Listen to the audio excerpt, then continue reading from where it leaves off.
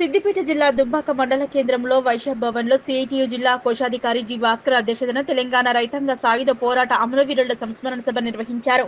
ఈ సమావేశానికి ముఖ్య అతిథులుగా ఆవాజ్ రాష్ట్ర ప్రధాన కార్యదర్శి ఎండి అబ్బాస్ హాజరై మాట్లాడారు.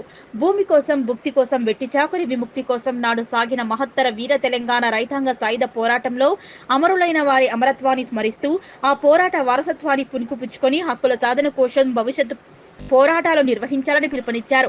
1946 నుంచి 51 మధ్య కాలంలో కమ్యూనిస్టు పార్టీ నాయకత్వంలో నైజాం రజాకారులు, దొరలు, భూస్వాములు, జాగీర్దారులకు వ్యతిరేకంగా రైతాంగ పోరాటం సాగిందని గుర్తు చేశారు. ఈ పోరాటం ప్రపంచ చరిత్రలో గొప్ప ప్రజా పోరాటంగా లిఖించబడిందని, ఈ పోరాట స్ఫూర్తితో దేశమంతా రైతాంగం, పేదలు, అణగారిన వర్గాల ప్రజల వారిపై వారి వారి ప్రాంతాల్లో పోరాటాలు గావించి విజయం సాధించారన్నారు.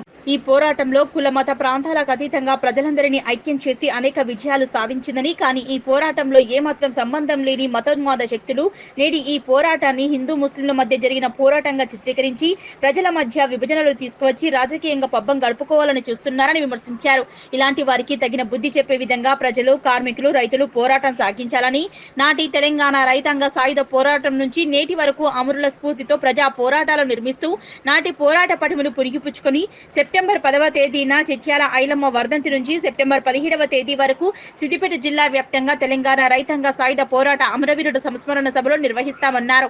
దేశంలో అధికారంలో ఉన్న బీజేపీ మతోన్మాద ప్రభుత్వం కార్మిక వ్యతిరేక విధానాలతో 29 కార్మిక చట్టాలను రద్దు చేసి కార్మిక వ్యతిరేక 4 లేబర్ కోడ్లను తీసుకువచ్చి కార్మికుల కట్టు బానిసలుగా చేసే విధంగా నిర్ణయాలు తీసుకుందన్నారు. ఈ కార్యక్రమంలో సిఐటియు జిల్లా ప్రధాన కార్యదర్శి గోపాలస్వామి, 5వ జిల్లా అధ్యక్షురాలు సింగిరెడ్డి నవీన, ఎన్పీఆర్డీ వికలాంగుల కుల జాతీయ వేదిక జిల్లా అధ్యక్షులు ఎండి సాజిద్, ప్రజా సంఘాల నాయకులు పద్మ, లక్ష్మీ, చంద్రారెడ్డి, కొంపల్లి భాస్కర్, ప్రశాంత్, మహేష్, భాగ్యలక్ష్మి, మంజుల, భారతి, రాజు, ప్రభాకర్, వివిధ గ్రామాల, మండలాల కార్మికులు పాల్గొన్నారు.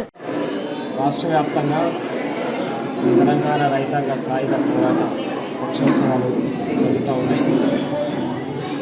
పేదలకి భూమి పంచాలని, వెట్టి చాకిరీ అనేటువంటి దుర్మార్గపు వ్యవస్థ అంతం కావాలని, ప్రజలు సమానత్వంతో బతికే అవకాశం ఉండాలని, అలాగే చేసుకునేటువంటి వాళ్ళకి పని దొరకాలనేటువంటి నినాదాలతో తెలంగాణ సాయుధ రైతాంగ పోరాటం జరిగింది. అయితే ఆ పోరాటాన్ని ఈరోజు స్మరించుకుంటున్నామంటే ఇప్పటికి కూడా దేశంలో పనిచేస్తున్నటువంటి పేదలకి సరైనటువంటి వేతనాలు అందడం లేదు. చేద్దామంటే పని దొరకక నిరుద్యోగ సమస్య చాలా తీవ్రంగా పెరిగిపోతున్నటువంటి పరిస్థితి ఉంది. అలాగే రైతాంగం పండించినటువంటి పంటకి గిట్టుబాటు ధర లేనటువంటి పరిస్థితి ఉంది. అలాగే ఏవైతే భూములు రైతాంగం చేతులు ఉన్నాయో వాటిని వెనక్కి తీసుకోవడం కోసము దుర్మార్గమైనటువంటి రైతు చట్టాలను ముందుకు తీసుకొచ్చి ఆ రకమైనటువంటి ప్రయత్నాలు కూడా చేస్తూ ఉన్నారు.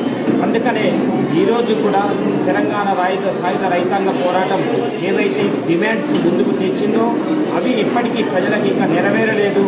అందుకే ఆ సమస్యలపైన ఆనాడు జరిగినటువంటి పోరాటాన్ని స్ఫూర్తిగా తీసుకొని నేడు తెలంగాణలో ఉన్నటువంటి ప్రజల యొక్క హక్కుల కోసం, పేదరిక నిర్మూలన కోసం, అలాగే పేదలకి భూమిపైన హక్కుల కోసం, ఉండే ఇళ్ల స్థలాల కోసం, వేతనాల కోసం, నిరుద్యోగ సమస్య పరిష్కారం కోసం జరిగినటువంటి పోరాటాలు, అలాగే సామాజిక సమానత్వం కోసం జరిగినటువంటి పోరాటాల్లో పాల్గొనాలని చెప్పేసి మేము పిలుపునిస్తూ ఉన్నాము. ఆ రకంగా ప్రజలు దీన్ని అర్థం చేసుకోవాలని చెప్పేసి కోరుతాము. తెలంగాణ రైతాంగ సాయుధ పోరాట వారోత్సవాలు సిద్దిపేట జిల్లాలో సిపిఎం పార్టీ జిల్లా కమిటీ ఆధ్వర్యంలో జరుగుతున్నాయి. ఈరోజు దుబ్బాకలో చాలా పెద్ద ఎత్తున ప్రజానీకం హాజరైండ్రు. ఈ పోరాట వారోత్సవాల కార్యక్రమంలో భాగంగా దుబ్బాకలో అమరవీరుల సభ జయప్రదమైంది. అట్లనే బైరాంపల్లిలో, హుస్నాబాద్లో, గజ్వెల్లిలో, సిద్దిపేటలో అనేక ప్రాంతాలలో ఈరోజు సిద్దిపేట జిల్లాలో తెలంగాణ రైతాంగ సాయుధ పోరాట యోధుల సభలు చాలా బ్రహ్మాండంగా సిపిఎం నిర్వహిస్తున్నాం. సిద్దిపేట జిల్లాలో తెలంగాణ రైతాంగ సాయుధ పోరాట వాసనలు, ఎర్రజెండా పోరాటాలు ఉన్నాయి. ఎందుకంటే బైరాంపల్లిలో ఒకే రోజు 116 మంది బలైనటువంటి చరిత్ర బైరాంపల్లిలో ఉంది. అది సిద్దిపేట జిల్లాలోనే ఉన్నది. అట్లనే సిద్దిపేటలో మొట్టమొదటి ఎమ్మెల్యేగా ఎడ్ల గురువారెడ్డి గారు కమ్యూనిస్టు పార్టీ తరఫున గెలిచారు.